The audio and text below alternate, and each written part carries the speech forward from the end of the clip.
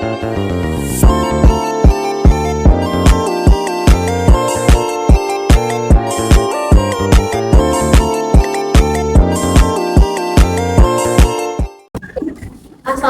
warahmatullahi wabarakatuh. Shalom, Om Swastiastu, Namo Buddhaya, Salam Kebajikan. Perkenalkan teman-teman, kami dari kelompok teori dan analisa politik pemerintahan. Di sini kami akan membahas tentang perkembangan IKN yang udah teman-teman ketahui sekalian. Perkenalkan, nama saya Tri Ayu Handriani, saya Siti Hajar, saya Maratu Mahmuda, saya Putri Asifah, dan saya Dea Amanda.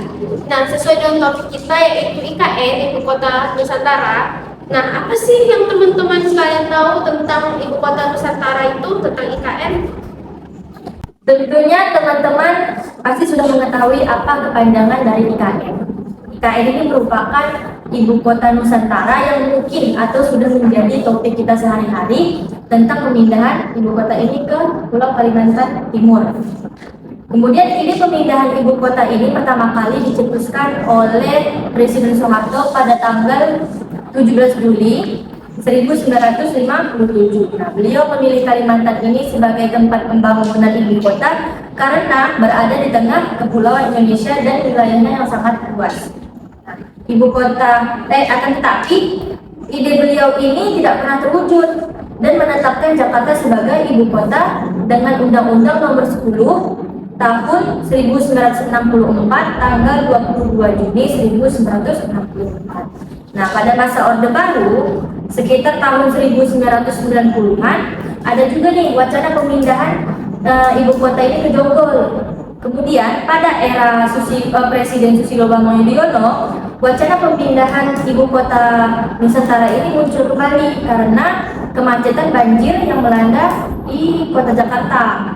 Nah, terdapat 3 opsi yang muncul pada saat itu, yaitu yang pertama, tetap mempertahankan Jakarta sebagai ibu kota Nusantara dan pusat pemerintahan dengan melakukan pembenahan. Kemudian yang kedua, Jakarta tetap menjadi ibu kota, tetapi pusat pemerintahannya dipindahkan ke daerah lain. Dan yang ketiga, membangun IKN yang baru. Nah, pada akhirnya pemindahan ibu kota ini serius digarap pada masa kepemimpinan Joko Widodo pada tanggal 29 April 2019. Jokowi memutuskan untuk memindahkan ibu kota Nusantara ini keluar Pulau Jawa dan dicantumkan dalam RPJMN pada tahun 2020 sampai dengan tahun 2024. Itu. Itu Jokowi juga pernah menyebutkan adanya hukum yang mendasari dari Ibu Kota Nusantara ini.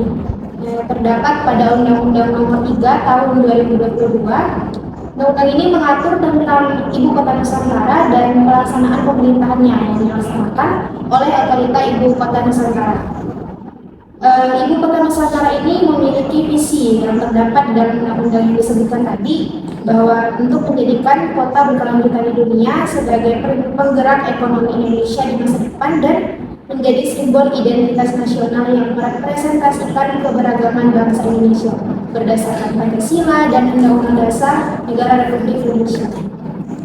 Selain itu, pada acara market Sanding IKN di tanggal 22 Oktober 2022, Presiden Jokowi juga menyebutkan bahwa Indonesia akan berubah ke arah Indonesia sentris. Karena kan sebelumnya sering disebutkan bahwa Indonesia ini sering ke Jawa sentris. Ya. Jadi Indonesia ini diubah ke perubahan Indonesia sentris karena kan memiliki berbagai macam budaya dan banyaknya pulau-pulau sebanyak 17.000 serta kabupaten atau kota yang sebanyak 514 dan terbagi ke 34 provinsi kan. Terus ke populasi di Pulau Jawa juga sebanyak 149 juta yang menyebabkan ketidakadilan, kemiskinan, dan ketidakpuasan serta ketimpangan kesejahteraan badan terjadi di daerah luar Pulau Jawa. Dan karena itu Presiden Jokowi sangat mengharapkan IKN ini dapat dipindahkan, ibu kota ini dapat dipindahkan dari Jakarta ke Pulau Kalimantan Timur. Nah, jadi kita udah tahu ya apa itu IKN, kita udah mau tahu gitu. Jadi ternyata IKN itu singkatan dari Ibu Kota Nusantara gitu ya. IKN ini ternyata udah diusulkan dari pemerintahan presiden yang sebelum-sebelumnya gitu.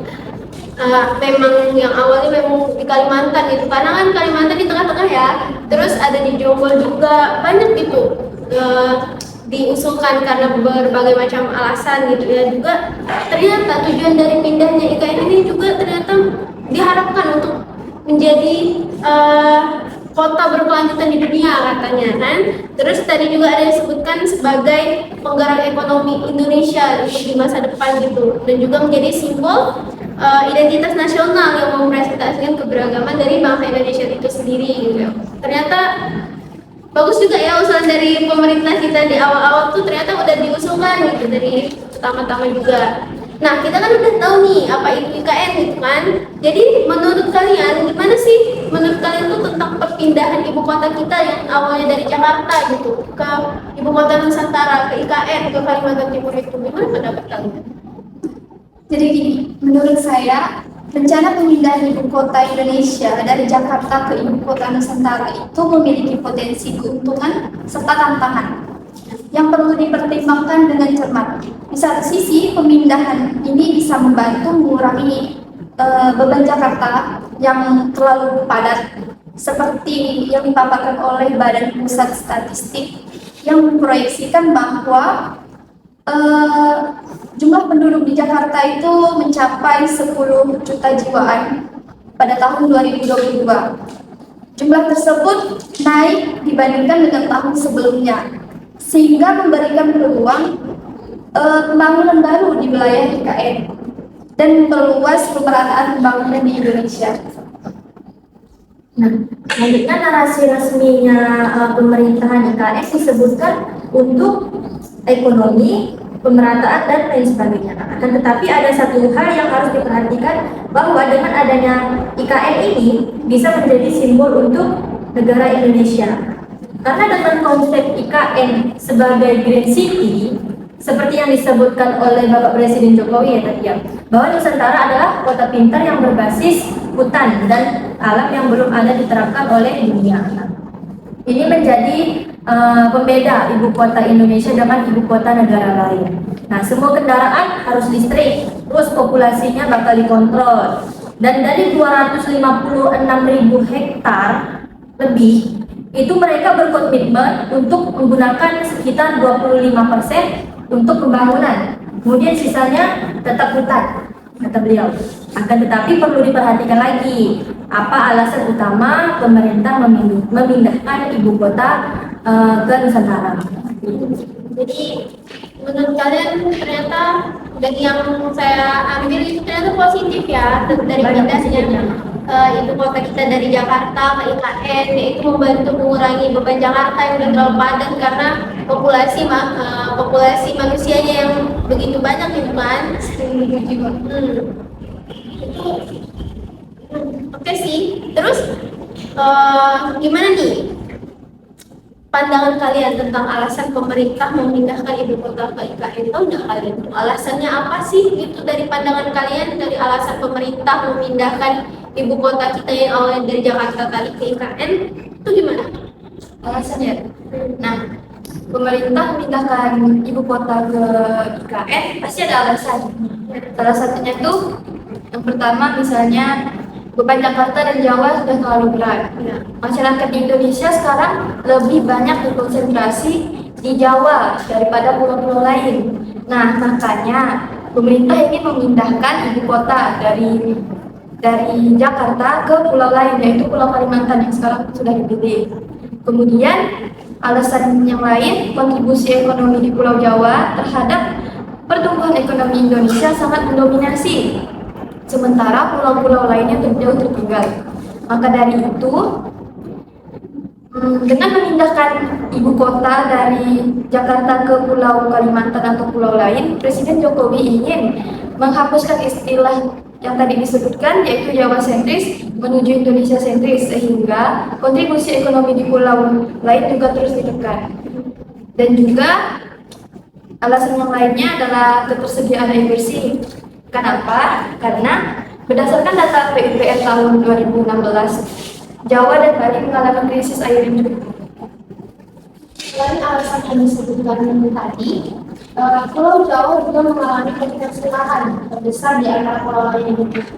Jadi itu merupakan salah satu alasan dipindahkannya ibu kota ke ibu kota Nusantara di Kalimantan Timur. Pertumbuhan organisasi yang sangat tinggi dengan konsentrasi penduduk terbesar di Jakarta juga menjadi salah satu alasannya. Karena Pulau Jawa memiliki banyak gunung berapi yang aktif dan potensi gempa bumi serta tsunami. Selain itu, tanah Jakarta turun mencapai 35 sampai 50 cm selama kurun waktu tahun 2007 sampai 2017. Oke, jadi alasan pemerintah memindahkan ibu kota ini sebenarnya mungkin bisa kita tarik benang merahnya itu untuk ini ya, Indonesia sentris itu tadi. Selain karena dia ingin menghapuskan istilah Jawa sentris tadi ya, kayak pembangunannya yang hanya ada di Pulau Jawa kan. Jadi pemerintah mengharapkan adanya pemerataan supaya menghindari kesenjangan sosial ibaratnya gitu ya. Juga ternyata selain itu alasannya karena di Pulau Jawa ini rawan bencana alam gitu ya, karena di sana banyak gunung berapi gitu yang aktif yang bisa berpotensi menyebabkan gempa bumi, tsunami dan sebagainya gitu ya. Jadi kita kan udah tahu nih alasan pemerintah buat memindahkan ibu kota negara kita nih. Dampaknya tuh gimana teman-teman? Dampak yang ditimbulkan dari pindahnya ibu kota kita bagi lingkungan kita, ekonomi, sosial dan sebagainya itu gimana tuh? Oke, pertama kita bahas dari dampak lingkungan terlebih dahulu. Dampak bagi lingkungan ini kan selalu dibicarakan ya di mana-mana, selalu menjadi topik hangat. Karena yang awalnya dari Jakarta pindah ke Kalimantan Timur, yang pastinya kalian tahu sendiri Kalimantan itu kan tempatnya hutan ya, paru-paru dunia kan. Nah, terus apa sih dampaknya itu? Dampaknya itu terutama pencemaran lingkungan, yang dimana dari proses pembangunan IKN tersebut pastinya kan ada debu, limbahnya, ya dari situ kan bisa menciptakan pencemaran lingkungan. Selain itu terganggunya ekosistem dan keanekaragaman hayati, karena wilayah IKN ini kan terletak di posisi strategis perlindungan keanekaragaman hayati, sehingga pembangunan tersebut berpotensi membawa berbagai dampak buruk terhadap lingkungan. Di Kalimantan ini, tempatnya di IKN tersebut, terdapat 3 kawasan hutan, yaitu hutan konservasi, hutan lindung, dan hutan produksi. Selain itu juga terdapat satwa yang dilindungi, yaitu bekantan, orangutan, beruang madu, terus burung rangkong.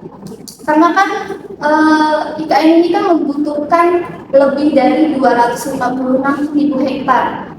Nah, jadi yang pastinya kan di dalamnya itu terdapat hutan lindung yang tadi disebutkan dan satwa liar, sehingga mengganggu proses ekosistem dan keanekaragaman hayati.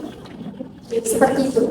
Oh, jadi dampak dari lingkungan ini ternyata banyak negatifnya ya ternyata. Ya. Yang pertama ada pencemaran lingkungan tadi yang disebutkan, kayak penebangan hutan gitu ya, debu, limbah pembangunan juga kan.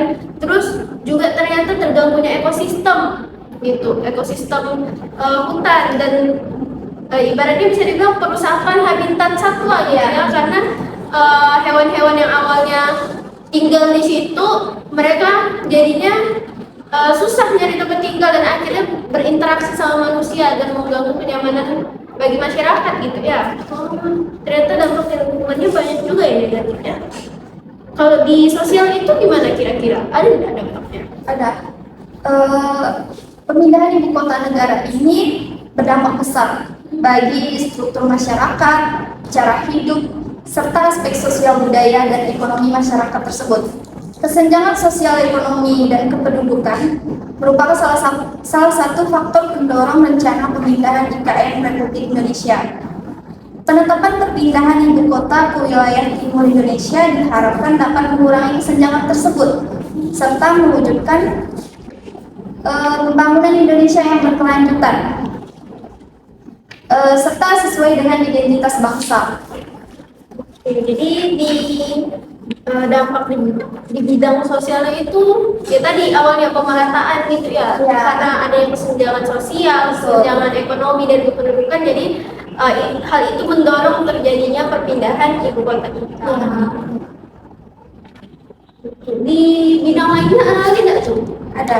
Apa tuh? Politik. Jadi dari dampaknya di politik ini terutama dari pergeseran relasi antara pemerintah pusat dan pemerintah daerah. Ketika masih di Jakarta, ibu kotanya, relasi antara pemerintah pusat dan pemerintah daerah itu belum terbatas. Dan ketika dipindahkan ke Kalimantan Timur itu menjadi sedikit terbatas atau renggang. Nah, terus dan juga mengalami pergeseran dengan pemerintah pusat.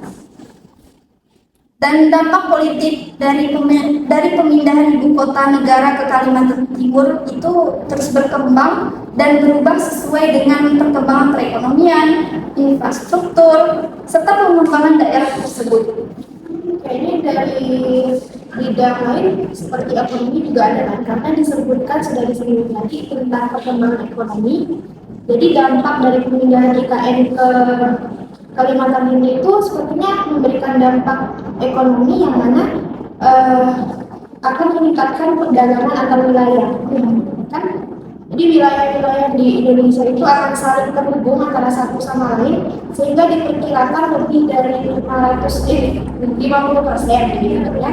Wilayah Indonesia ini akan merasakan peningkatan arus perdagangan jika ibu kota Nusantara ini dipindahkan ke Kalimantan Timur. Terus Kalimantan Timur ini kan memiliki kondisi geografis yang strategis kan.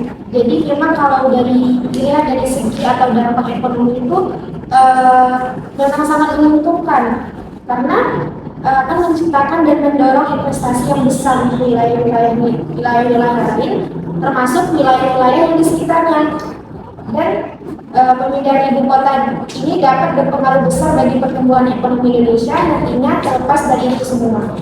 Oke, jadi dampak dari pindahnya ibu kota kita banyak yang negatif, banyak juga yang positif ternyata ya. Oke, nah kita kan udah tahu nih tadi banyak hal yang udah kita tahu tadi, alasannya, apa itu latar belakangnya, juga dampaknya. Nah sekarang tantangannya, kira-kira menurut teman-teman sekalian tantangan apa sih yang dirasakan pemerintah, masyarakat tentang perpindahan ibu kota kita nih? Nah, jadi kalau membahas tentang tantangan nih, melakukan perpindahan ibu kota bukan hanya persoalan memindahkan dari satu tempat ke tempat yang lain. Perlu berbagai pertimbangan yang menjadi dasar bagi pemerintah sebelum melakukan kebijakan tersebut. Misalnya nih, dari faktor lingkungan, tadi juga dijelaskan sedikit. Jadi, faktor lingkungan ini menjadi salah satu persoalan yang sangat jelas di depan mata jika ibu kota negara dipindahkan. Dalam hal ini, pembangunan yang dilakukan dapat mengganggu habitat alamiah, katanya tadi kan. Nah, jadi habitat alamiah satwa yang selama ini berada di lokasi ini jangan sampai dengan adanya pembangunan itu justru memunculkan konflik dengan satwa liar dan akan merusak habitat dan ekosistem yang selama ini berjalan dengan baik. Nah dari itu selain satwa liar ada lagi nggak tuh yang dapat ditimbulkan masalahnya? Oh tentu, jadi bukan hanya masalah satwa liar yang menjadi tantangan pemindahan ibu kota nih. Jadi persoalan lingkungan yang lain yang akan muncul itu terkait dengan tata ruang, di mana apabila tata ruang ini tidak dipikirkan dan direncanakan secara matang, maka akan berdampak pada potensi terjadinya banjir. Kondisi tersebut kan sudah tidak asing kan dengan Indonesia yang curah hujan itu sangat tinggi, terus tidak diimbangi dengan daya tampung air serta resapan sehingga berakibat pada banjir. Dan juga nih tantangan yang lain ini mungkin dari ekonomi kan tadi juga sudah disebutkan kan, jadi bisa diperkirakan bahwa itu juga merupakan tantangan. Nah, faktor ekonomi dari salah satu hal yang perlu dipertimbangkan oleh pemerintah, yaitu alih-alih perpindahan ibu kota dapat mendorong pemerataan ekonomi, justru sebaliknya. Bisa sebaliknya gitu. Iya. Jadi itu memindahkan sektor ekonomi tidak bisa hanya dengan memindahkan dari suatu kawasan ke kawasan yang lain. banyak hal yang mempengaruhi sektor ekonomi, baik itu dari fasilitas, transportasi, administrasi, serta upah. Nah, kira-kira menurut kamu, kalau misalnya pemerintah asal pindah aja gitu tanpa mempertimbangkan banyak hal itu dapat menimbulkan masalah baru nggak? Tentu, untuk menjadi kendala baru dari sektor hukum atau perizinan, administrasi, dan ketenagakerjaan. Apabila dengan berpindahnya ibu kota negara dari Jakarta ke tempat yang lain, lalu sektor-sektor ekonomi yang krusial juga dipaksa berpindah ke tempat lain.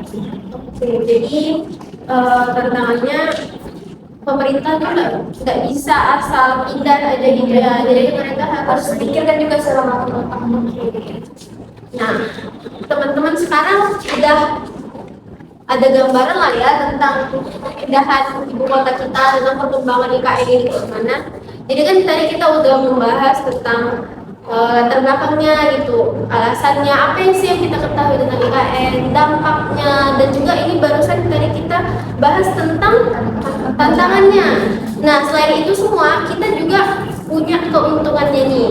Jadi keuntungan dari perpindahannya IKN itu ada beberapa keuntungan gitu yang dapat kita ketahui. Yang pertama yang sudah dibahas kita tadi, mengurangi beban Jakarta. Kita tahu kan Jakarta udah padat sekali gitu kan, menjadi ibu kota sejak awal pemerintahan gitu. Juga itu tuh mengurangi masalah-masalah infrastruktur karena udah terlalu padat, banyak bangunan gitu kan, kemacetan di mana-mana, polusi udara juga, sehingga setiap daerah, masing-masing daerah yang di Kepulauan Jawa bisa kita sebutkan itu tuh menjadi produktif dengan adanya pemerataan di Jawa gitu. Hanya ada di Jawa kan sebelumnya. Jadi karena dipindahnya ke IKN ke Kalimantan, jadi pemerataan bisa terrealisasikan gitu kan yang diharapkan di awalnya. Juga keuntungannya, pembangunan infrastruktur baru di IKN dapat memberikan peluang bagi pertumbuhan ekonomi dan pembangunan di wilayah tersebut. Nah, kan tadi diharapkan IKN itu menjadi simbol identitas bangsa Indonesia gitu kan, menjadi green economy katanya, green energy, smart transportation yang tadi diharapkan di sana maunya transportasinya listrik semua gitu kan. Jadi smart living dan smart city. Jadi banyak hal gitu keuntungannya. Tata kelola pemerintahnya juga pastinya lebih efisien gitu kan dan efektif karena penggunaan teknologi. Langkah ini banyak yang dilakukan, maksudnya kayak tadi yang udah disebutkan smart city dan sebagainya, itu tuh penggunaan teknologi juga itu tuh langkah yang diharapkan untuk tetap menjaga gitu sumber daya alam yang dimiliki Indonesia supaya terjaga gitu kan. Selain itu juga keuntungannya dapat kita ketahui, yaitu pemindahan ibu kota ini dapat menciptakan peluang investasi baru di sektor-sektor terkait seperti layanan publik, infrastruktur pendukung, dan transportasi. Nah, teman-teman sekarang udah paham lah ya tentang itu semua. Jadi terima kasih teman-teman yang sudah menonton. Inilah pembahasan singkat kami tentang perkembangan IKN yang ada di Indonesia. Terima kasih teman-teman.